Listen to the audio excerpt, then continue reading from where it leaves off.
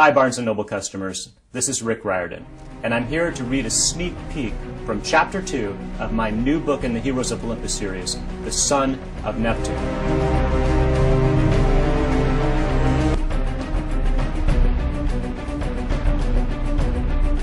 Percy thrust out his hands. An intense tugging sensation filled his gut, and the Tiber River obeyed his will. The river surged. Whirlpools formed on either side of Frank. Giant watery hands erupted from the stream, copying Percy's movements. The giant hands grabbed the Gorgons, who dropped Frank in surprise. Then the hands lifted the squawking monsters in a liquid vice grip. Percy heard the other kids yelping and backing away, but he stayed focused on his task. He made a smashing gesture with his fists, and the giant hands plunged the Gorgons into the Tiber. The monsters hit bottom and broke into dust. Glittering clouds of Gorgon essence struggled to reform, but the river pulled them apart like a blender. The whirlpools vanished, and the current returned to normal. Percy stood on the riverbank. His clothes and his skin steamed, as if the Tiber's waters had given him an acid bath. He felt exposed, raw, vulnerable. In the middle of the Tiber, Frank stumbled around, looking stunned but perfectly fine. Hazel waded out and helped him ashore. Only then did Percy realize how quiet the other kids had become. Everyone was staring at him. Only the old lady, June, looked unfazed.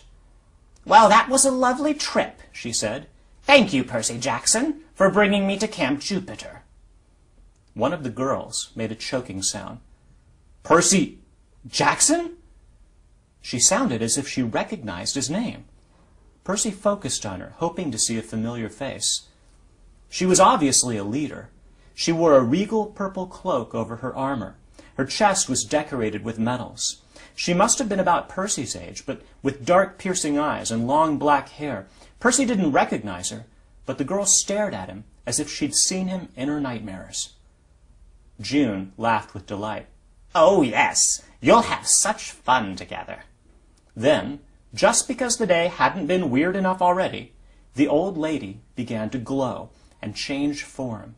She grew until she was a shining 7-foot-tall goddess in a blue dress with a cloak that looked like goatskin over her shoulders. Her face was stern and stately. In her hand was a staff topped with a lotus flower. If it was possible for the campers to look more stunned, they did. The girl in the purple cloak knelt. The others followed her lead. One kid got down so hastily he almost impaled himself on his sword. Hazel was the first to speak. "Juno." She and Frank also fell to their knees, leaving Percy the only one standing. He knew he should probably kneel too, but after carrying the old lady so far, he didn't feel like showing her that much respect. "Juno, huh?" he said. "If I passed your test, can I have my memory and my life back?" The goddess smiled. "In time, Percy Jackson. If you succeed here at camp. You've done well today, which is a good start. Perhaps there's hope for you yet." She turned to the other kids. "Romans, I present you the son of Neptune. For months he has been slumbering, but now he's awake. His fate is in your hands.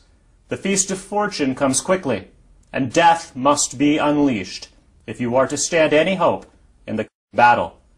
Do not fail me." Juno shimmered and disappeared. Percy looked at Hazel and Frank for some kind of explanation, but they seemed just as confused as he was. The girl in the purple cloak stepped forward. She examined Percy warily, and Percy couldn't shake the feeling that she wanted to run him through with her dagger.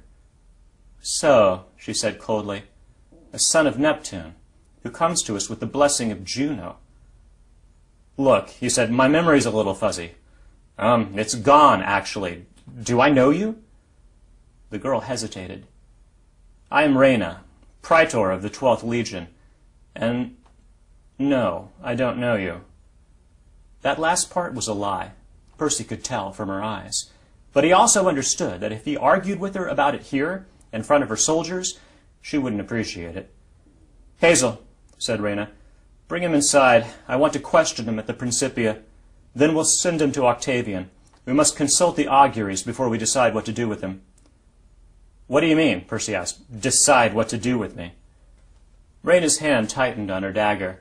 Obviously, she was not used to having her orders questioned. Before we accept anyone at camp, we must interrogate them and read the auguries. Juno said your fate is in our hands. We have to know if the goddess has brought us a new recruit. Reyna studied Percy as if she found that doubtful. Or, she said more hopefully, if she's brought us an enemy to kill. And that's a look at the son of Neptune.